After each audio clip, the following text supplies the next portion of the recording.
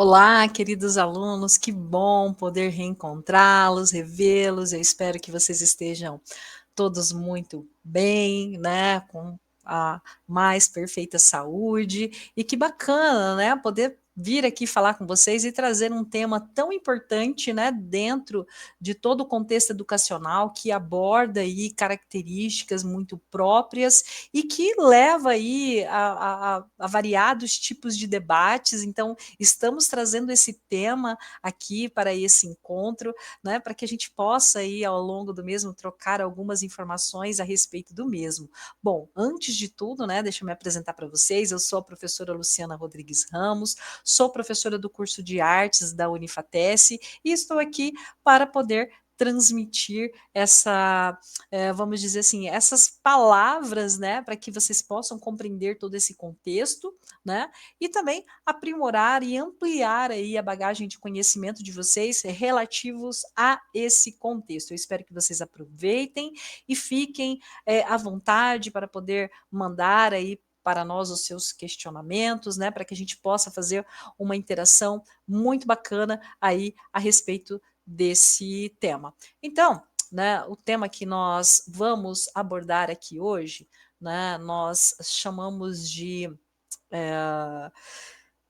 dentro desse contexto da educação, né, nós vamos falar principalmente a respeito da educação, da inclusão e também dos direitos humanos, né? Vamos abordar aqui principalmente sobre as características, como que funciona todo esse processo, né, para que vocês possam compreender como que esse tema ele se completa, né, é uma vertente aí com três tópicos essenciais aí para todos os processos de estudo, né, para que a gente possa conhecer todas essas características, todas essas dimensões. Então, eu trago para vocês alguns conceitos, né, para que nós possamos também aprimorar aí o nosso conhecimento.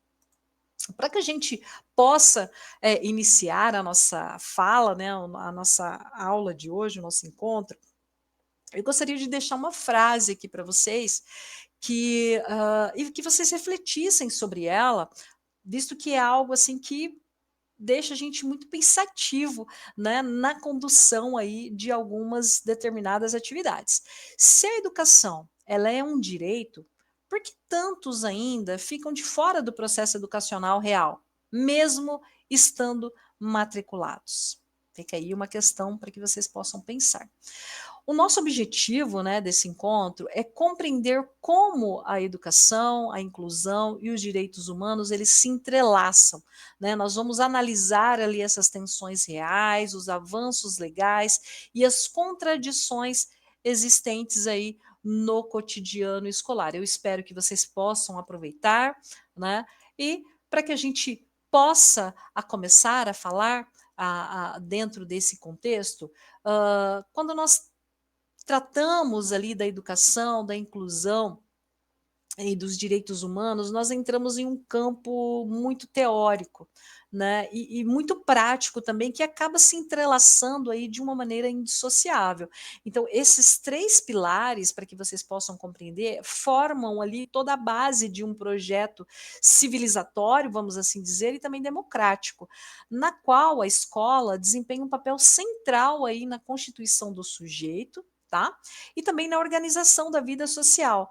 Para que a gente possa compreender essa relação, é necessário esclarecer esses conceitos que muitas vezes são utilizados ali de modo superficial no nosso dia a dia e também no cotidiano escolar, né, mas que carregam aí uma profundidade histórica, política e também filosófica, né? Então, ao longo então desse nosso encontro, cada noção será explorada e também articulada de modo a ampliar a compreensão crítica de vocês sobre o que significa educar de forma inclusiva e também comprometida com os direitos humanos, né? Então, para que vocês possam compreender todo esse contexto. Então, A educação especial, vamos dizer assim, vamos iniciar pela educação especial, tá? Ela é reconhecida aí a partir da Constituição Federal de 1988, onde lá no artigo 208 garante o atendimento especializado. Lembram da minha frase lá no início? Garante o atendimento especializado para a pessoa com deficiência, preferencialmente na rede regular de ensino. Então, essa modalidade de educação, ela é ratificada ao mesmo dentro aí no arcabouço jurídico, quando nós encontramos no artigo 205, que diz que a educação é um direito de todos e, portanto, também da pessoa portadora de necessidades especiais. Então, complementando, né, a Constituição Federal, ali no ano de 2018, foi sancionada a Política Nacional de Educação Especial na perspectiva da educação inclusiva, um documento que representa aí um grande avanço dentro das políticas de educação dentro da educação especial ali no Brasil. Em 2015, né, com essa vigência aí da lei de inclusão, que nós chamamos de LBI, que é de número 13.146 de 2015, o Brasil conquistou, então, uma base jurídica para a afirmação dos direitos fundamentais das pessoas com necessidades especiais, garantindo, assim, a pessoa que essas pessoas tenham acesso a todos os direitos que remetem aí a uma vida digna, tá? Então, dentro desses conceitos, né, embora respeitando aí toda a legislação brasileira que está em vigor e também dando alguns passos, como a criação de alguns programas para atender esses estudantes, sabe-se que ainda existem muitos desafios, né, para que essa inclusão aconteça de fato. Né? Uma vez que não se trata apenas de incluirmos esses alunos no ensino regular, mas também de elaborar estratégias eficazes ali para que a gente possa propiciar uma educação de qualidade e também igualitária para todos, né? Onde todos tenham, vamos dizer assim, oportunidades equitativas. Tá? Então, nós vamos fazer algumas explorações, algumas explanações aqui para que vocês possam compreender esses contextos, tá? E entender que a política da educação especial, na perspectiva inclusiva, ela é uma temática muito contemporânea, né? Muito atual aqui no nosso Brasil.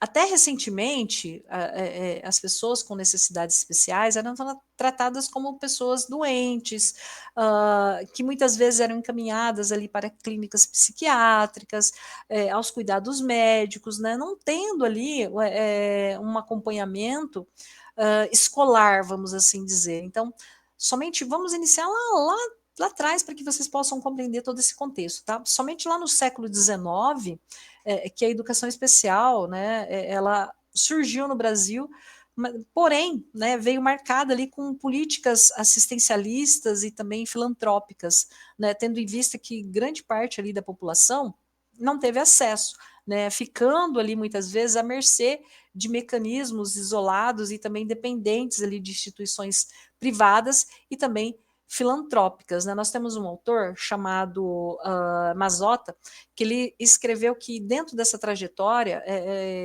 nós podemos dividir isso em três períodos. Né? A primeira, que iniciou lá no ano de 1854 a 1956, né, com iniciativas oficiais, porém muito isoladas, né, de 1957 a 1993, né, onde aconteceram aí definições de ações oficiais de âmbito nacional, e de 1993 até os dias atuais, que são caracterizadas ali sempre por movimentos em favor da inclusão escolar. Então, olha só, então nesse período, vamos dizer assim, duas instituições foram então criadas para dar assistência às pessoas com necessidades especiais, ambas originaram-se ali no Rio de Janeiro, que seria o Imperial Instituto de Meninos Cegos, que foi criado em 1854 por Dom Pedro II, que tinha como objetivo ensinar ali as meninas e os meninos a ler, a escrever,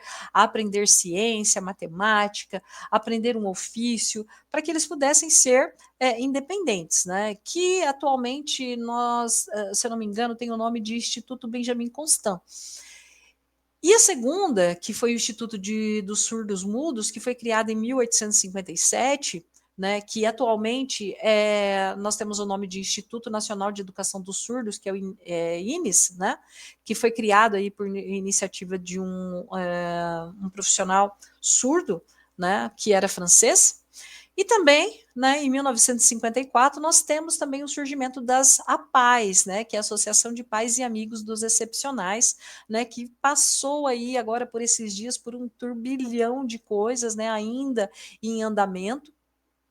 Né, eu não vou entrar nesse assunto porque é um assunto longo que nós podemos tratar em um outro momento, tá? Deixo aí disponível essa ideia também para que a gente possa falar disso em outro momento, da gente entender, né, que a educação especial no Brasil, então, ela teve ali as suas primeiras iniciativas lá no Império, lá no século XIX, né? Por que que eu estou trazendo esse contexto anterior para que vocês possam compreender, tá? Como que funcionou e como que iniciou todo esse processo, né, para que a gente tenha esse conhecimento, né, visto que isso são matérias aí de inúmeros artigos que nós encontramos aí disponível também na internet. Então, nesse período todo, é importante a gente falar também da formação de professores para a educação inclusiva no Brasil. Como que isso aconteceu?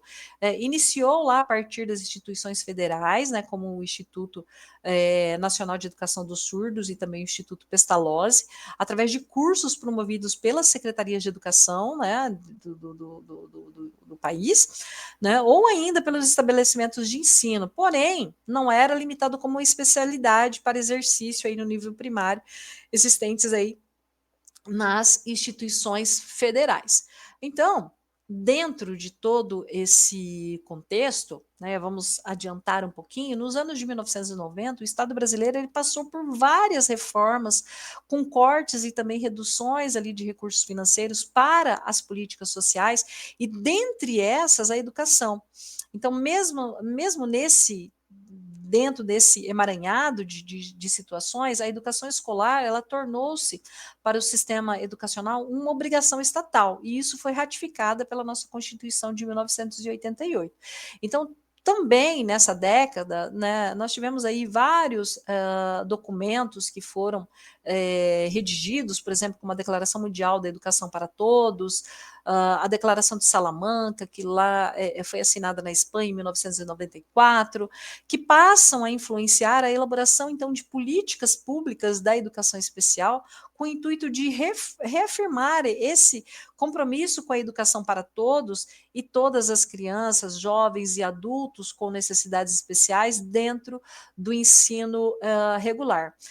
Eu gostaria de ler um trecho da Declaração de Salamanca para vocês, que diz que toda criança tem direito fundamental à educação e deve ser dada a oportunidade de atingir e manter o nível adequado de aprendizagem. E daí nós tivemos alguns outros eventos, como a Convenção da Guatemala, que estimularam ali a materialização da educação especial no Brasil. Então, sobre a influência dessa convenção, o Brasil ele assumiu então um compromisso de eliminar de todas as formas, vamos dizer assim, de eliminar, né, todas as formas de discriminação contra as pessoas com necessidades especiais, expresso através desse decreto, de um decreto, né, legislativo, a partir de 13 de junho de 2001, que expressava, né, ali dentro dos seus escritos que as pessoas portadoras de deficiência elas possuem, né, os mesmos direitos humanos e liberdades fundamentais que outras pessoas, e que estes direitos, inclusive o direito de não ser submetidas à discriminação com base ali na deficiência. Então, o arcabouço normativo que vai instituir, por exemplo, o Estatuto da Criança e do Adolescente, também contribuiu para que isso pudesse ser materializado através dessas políticas públicas da educação especial no Brasil. Lá no artigo 54 do ECA, que determina o atendimento educacional especializado aos portadores de deficiência, preferencialmente na rede regular de ensino. Então, olha só, né, com todas essas informações, né, eu estou indo um pouco devagar para que vocês possam compreender, tá? todo esse processo. Então, né, só recapitulando, olha, a gente já falou sobre a Declaração dos Direitos Humanos aqui, né, sobre essa questão do artigo, principalmente do artigo 205 da Constituição Federal, que estabelece, então, a educação que visa ao pleno desenvolvimento da pessoa, né, reforçando a sua centralidade para a cidadania e também a dignidade humana. A LDB de 1996, que reforça esse princípio da igualdade, também de condições para acesso e também a permanência na escola. Então, a educação, quando entendida ali como um direito humano, não se limita apenas a matricular, envolve todo um processo, né? A permanência, o acesso dessa criança, desse jovem na escola, a aprendizagem significativa e também o respeito pela diversidade. Porém, né, o nosso sistema educacional ele é muito falho, né, e ele acaba ali por reproduzir desigualdades socioeconômicas, principalmente na questão racial, de gênero e também territorial. Então, assim, o direito formal ele existe, mas o direito efetivo, né, nós ainda estamos caminhando, vamos dizer que nós ainda estamos engatinhando dentro desse direito. Então, quando a escola ela garante a matrícula, tá? Mas ela não garante a aprendizagem, será que realmente ela está assegurando esse direito humano à educação? O que vocês acham? O que vocês entendem sobre essa questão, né? Só para que a gente possa falar um pouquinho, a dignidade, que é um fundamento dos direitos humanos, significa que cada pessoa tem um valor incomensurável, tá? E, portanto, ela merece oportunidades iguais de desenvolvimento. Então, a educação, nesse sentido, ela não é um serviço opcional, tá? Não é só garantir a matrícula, eu preciso garantir todas as etapas, né? Mas ela é um meio indispensável para a realização plena desse valor. Então, a Declaração Universal dos Direitos Humanos de 1948 afirma, né, dentro dessa nossa fala aqui, que a educação ela deve promover o desenvolvimento da personalidade humana e o respeito pelos direitos humanos. Então, isso significa que a escola ela não pode limitar-se à transmissão de conteúdos. Tá? Ela precisa formar sujeitos que sejam capazes, principalmente, de compreender o mundo e se posicionar ali de forma crítica e também atuar ali de maneira ética. Então, a Constituição brasileira ela reforça essa concepção quando ela define nesse artigo 205 que nós falamos aqui agora, que a educação ela precisa desenvolver essas três dimensões, que é o desenvolvimento pleno da pessoa, o preparo para a cidadania e a qualificação para o trabalho. Aqui nesse ponto, é necessário a gente falar sobre esse conceito de cidadania. A cidadania não significa apenas votar nas eleições, não é isso, tá? Esse não é o fundamento. Mas que eu participe de uma forma muito ativa da vida social com uma consciência crítica, saber o porquê eu estou aqui, né? O porquê eu voto, por que eu tenho opções para determinados candidatos, vamos assim dizer, que eu tenha os meus direitos assegurados e também os meus deveres, que eles possam ser assumidos. Então, educar para a cidadania pressupõe aí ensinar os estudantes a lerem e a interpretarem o mundo, identificando as suas injustiças, reconhecendo as desigualdades e também agindo de forma coletiva para poder transformar todo esse meio, né? Olha só que profundo isso. Eu preciso entender qual é o meu papel para que eu possa transformar isso, vamos dizer assim, vamos chamar de utopia para uma realidade, tá?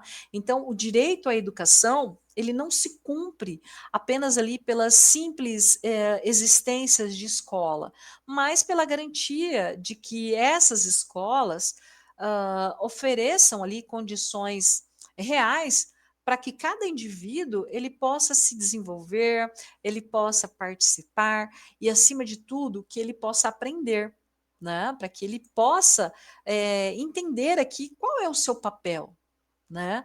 É, então, olha só, quando a escola ela garante a matrícula, ela precisa assegurar tudo isso que a gente acabou de falar aqui, né? Ela precisa assegurar esse direito humano ali à educação. Ah, então, voltando nesse conceito ali, dessa abordagem aqui ao que nós estamos falando, essas condições, elas dependem principalmente da compreensão de outro conceito totalmente fundamental, que é a questão da igualdade. Então, no senso comum, ser igual, vamos dizer assim, é tratar todos da mesma maneira, dando a cada estudante, né, portador ou não de alguma necessidade especial, as mesmas oportunidades. Porém, no ponto de vista dos direitos humanos, é necessário distinguir essa igualdade formal, tá, de equidade, porque a igualdade formal significa que todos têm os mesmos direitos ali perante a lei, certo? E equidade, por sua vez, reconhece que nem todos partem ali do mesmo ponto, né? E, portanto, eles precisam de condições diferenciadas para que ele possa alcançar ali os mesmos resultados. Então, em outras palavras, igualdade é você poder oferecer o mesmo. Equidade é oferecer o necessário. Tá, ok? Então, é a equidade que vai fundamentar ali o paradigma da inclusão escolar, né? Ele vai reconhecer as distintas necessidades, os ritmos e também a trajetória ali dos estudantes. Aí a gente vem para esse conceito de inclusão. O que, que vem a ser inclusão? O que, que vocês compreendem por inclusão? A inclusão é um dos conceitos mais centrais nessa discussão, né? Mas também é um dos mais mal compreendidos, vamos dizer assim, conceitos, né, significados, vamos dizer assim. Porque a inclusão não é apenas a presença física do estudante na sala. A inclusão significa garantir essa participação efetiva, né, essa aprendizagem significativa e a questão do pertencimento. Então, para que a gente possa explicar esse conceito, é importante a gente contrastá-lo ali com a integração. O que, que é a integração?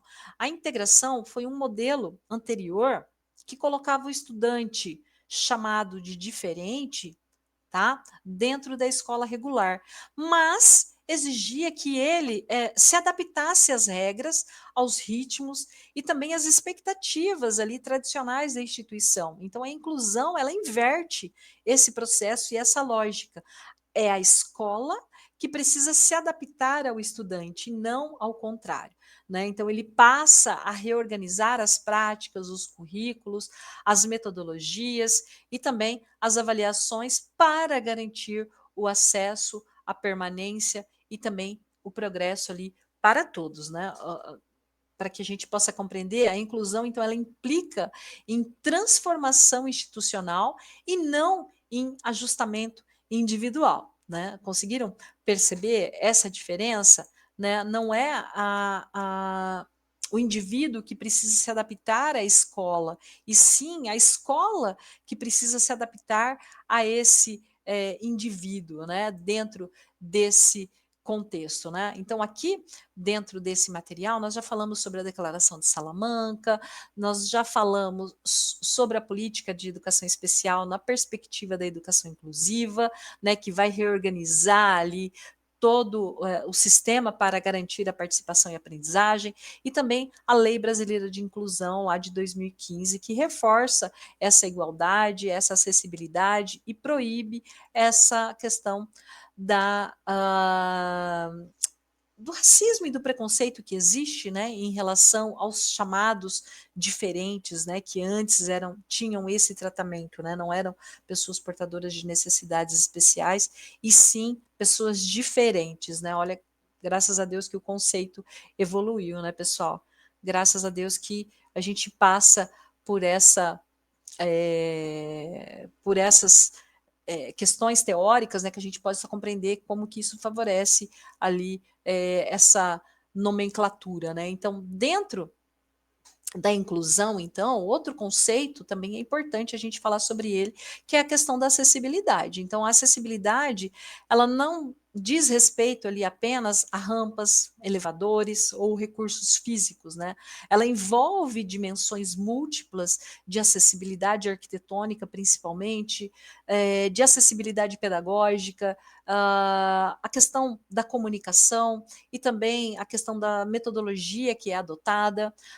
Eu me lembro bem, eu gostaria de trazer um exemplo para vocês. A minha primeira graduação foi em administração.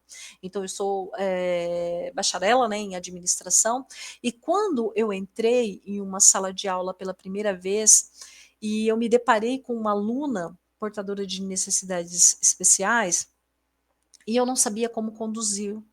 Eu não tive esse preparo pedagógico, eu não tive ninguém ali me dizendo assim: olha, as atividades precisam ser diferenciadas, a montagem da avaliação precisa ser diferenciada. Então, isso impactou muito na minha prática e eu decidi vir fazer a licenciatura. Né? Aí fiz a licenciatura primeiramente eu fiz em História, depois eu fiz na Pedagogia, depois eu fiz em Artes, e depois acabei fazendo um mestrado em formação docente interdisciplinar para entender como que eu poderia fazer a junção de todas essas disciplinas para melhor atender ali o meu alunado, vamos dizer assim, os meus alunos, para que eles pudessem, para que eu pudesse me fazer entendida ali dentro dos conceitos que eu iria trabalhar com eles, né? E principalmente saber como trabalhar com esses alunos, o que eu poderia oferecer para eles de melhor, já que eles estavam nesse processo de inclusão. Então, a parte pedagógica, né, vai se referir ali às estratégias de ensino que vão respeitar as diferentes formas do aprender, né? E a questão da comunicação refere-se ao modo como eu vou me comunicar com esses alunos, né, como a questão de Libras, de Braille, ou então de outros recursos alternativos que nós temos disponíveis. Já a questão da metodologia, a questão metodológica, refere-se então a captação das atividades de acordo com as necessidades desses indivíduos, desses sujeitos. E a acessibilidade atitudinal refere-se às atitudes, às crenças, à questão da postura, né, de professores e alunos diante da diversidade. Né? Sem acessibilidade plena, é impossível a gente falar dessa questão da inclusão. Não tem como a gente relacionar uma com a outra, né? Acaba sendo assim complicado você abordar um contexto e não falar ali sobre o outro, né? Dentro da educação. Então, outro conceito extremamente essencial para que eu possa entender essa complexidade é a questão da discriminação, né? Para quem está dentro da sala de aula, é muito difícil, né? Falo isso para vocês porque eu também sou uma professora da educação básica, além de trabalhar no ensino superior, eu sou uma professora da educação básica que tenho alunos tanto no fundamental como no ensino médio regular e também no ensino médio técnico, que sofrem esse processo de discriminação. E por mais que você fale com os alunos e você explique toda essa questão, eles estão sempre discriminando, sempre agindo ali com preconceitos relativos a esses alunos. Então, eu preciso entender que discriminação é todo aquele ato, a prática ou a omissão que inferioriza e também marginaliza ou até mesmo exclui alguém com base em características pessoais, como raça, gênero, a questão da deficiência, da classe social, da religião, da orientação sexual. Né? Então é importante a gente diferenciar essa discriminação institucional da discriminação individual. Quando eu falo da individual, é aquela que é praticada por uma pessoa. Né? Por exemplo, um professor ele trata os estudantes negros com expectativas menores. Já a discriminação institucional é aquela que são produzidas pelas próprias estruturas da escola, vamos assim dizer, vamos ter um exemplo aqui, currículos eurocêntricos, né? Avaliações que são padronizadas,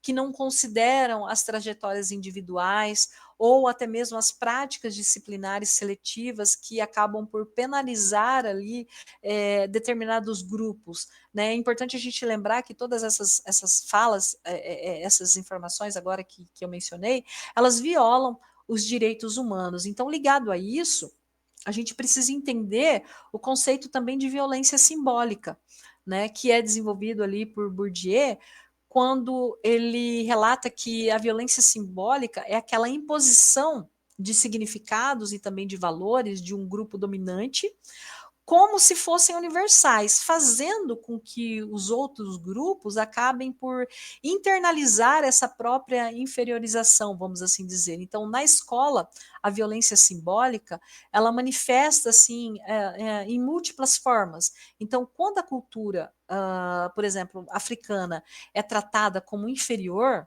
ou quando a linguagem de periferia ela é considerada errada, quando o currículo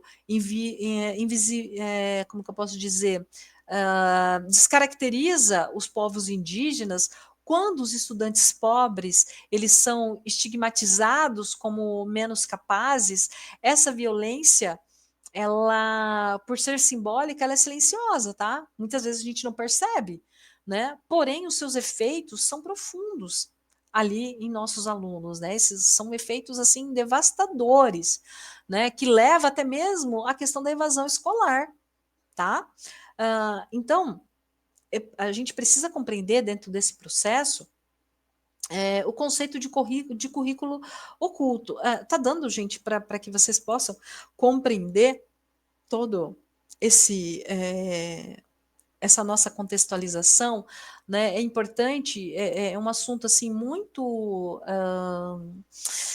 amplo, né, com muitas informações, então a gente vai tentando trazer aqui para vocês, né, algumas falas que possam marcar, né, esse contexto dentro ali da nossa prática, né, diária, para que vocês entendam realmente como funciona, tá ok? Então, a gente estava falando sobre a questão do currículo oculto. Enquanto o currículo oficial ele descreve o que a escola pretende ensinar, o currículo oculto ele refere-se então às aprendizagens não intencionais, né, que estão implícitas principalmente nas práticas, nas rotinas, nas relações e também nas expectativas que são criadas. Então, quando o professor ele exige o silêncio absoluto, ele transmite ali uma visão de autoridade centralizada, certo? Quando a escola ela premia apenas os alunos de alto desempenho, reforça a ideia de que aprender é mérito individual. Então, quando os estudantes com necessidades especiais, eles são frequentemente auxiliados por colegas, mas raramente incentivados ali à autonomia, a escola mostra a eles que eles são totalmente incapazes. Então, tudo isso faz parte de um currículo oculto, tá? Então, e ele é determinante para a construção ou também violação da inclusão. Então, outro ponto central é a questão do preconceito. O preconceito é aquele julgamento prévio, não fundamentado, que são baseados ali em estereótipos, né? Já a discriminação, ela é a ação que deriva ali do preconceito. Então, na escola, ambas acabam ali se manifestando nas interações diárias que nós temos ali, desde os comentários ali entre os alunos, até a forma como os professores selecionam alguns exemplos, né?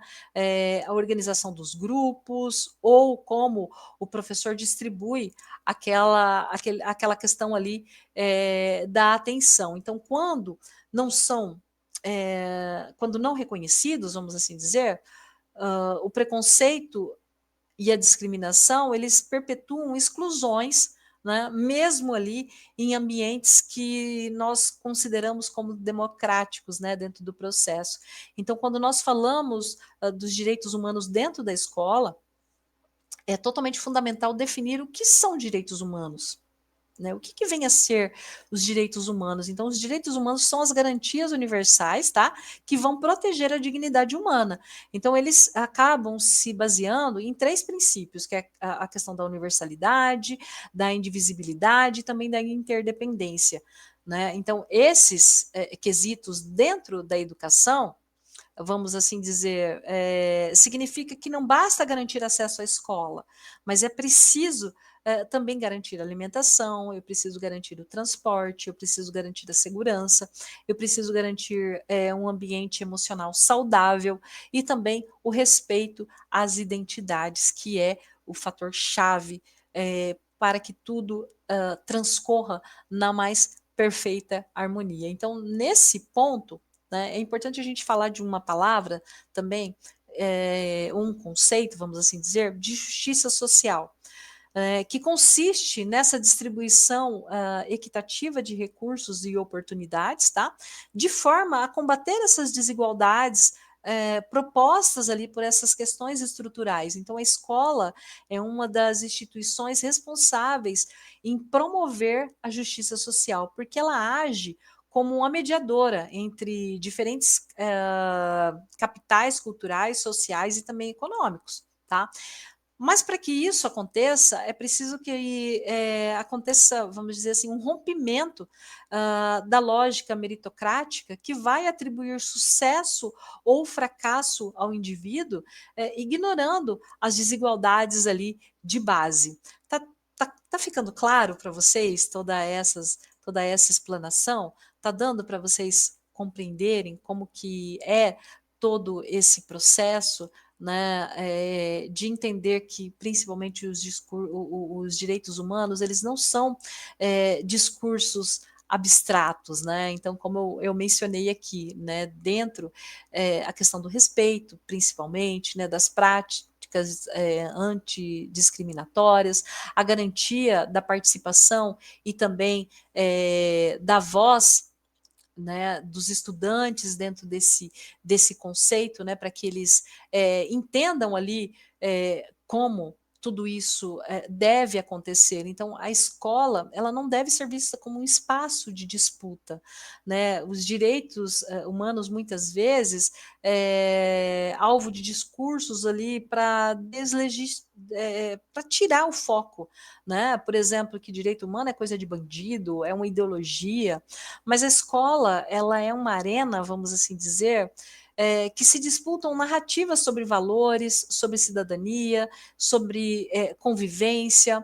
Então, defender a questão dos direitos humanos no ambiente escolar exige principalmente a postura crítica, a coerência ética, a compreensão histórica, principalmente dos movimentos sociais, e também o compromisso ali com o combate e também com todas as formas de opressão. Então, quais são os conflitos, né, tão rotineiros que nós passamos ali dentro da escola que acabam por violar esse direito, né? O racismo velado nos corredores, o bullying contra alunos com necessidades especiais, a questão da homofobia, que vem muitas vezes naturalizada em piadinhas de mau gosto, né? A questão de não enxergar ali a cultura e as religiões não hegemônicas, as barreiras pedagógicas existentes para estudantes que estão em vulnerabilidade, né? Se a gente trazer isso na pandemia, por exemplo, quando passou-se a ter aulas através do Meet, né? E isso, de uma certa forma, mostrou ali as barreiras pedagógicas, porque muitos alunos, naquele momento, com os pais desempregados, não tinham acesso à internet, não tinham acesso a. Tinham o celular, mas não tinham acesso à internet. Né? Então, essas práticas acabam por violar ali uma representação quer dizer, acabam por representar uma violação ali do direito humano à educação inclusiva, né? A forma como ela acontece, né? De uma forma assim tão como que eu posso dizer para vocês, tão conflituosa, né?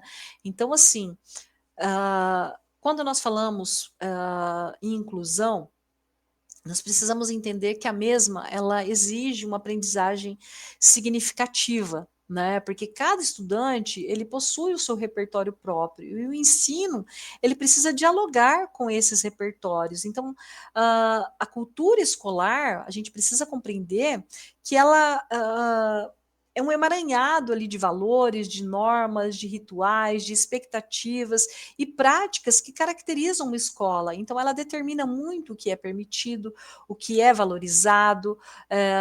Então, nesse contexto, a cultura ela precisa ser democrática e também ela precisa ser inclusiva. Né? Mas ela também pode ser autoritária, ela pode ser excludente, ela pode ser discriminatória.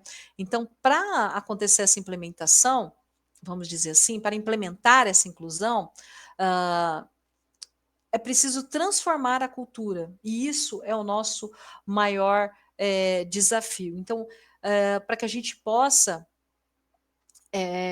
ao longo aí de toda essa nossa fala, dessas definições, de tudo que nós apresentamos para vocês, nós entendemos que a escola ela não é neutra, né, porque ela vai produzir essa subjetividade, né, ela legitima os discursos e define as possibilidades de vida.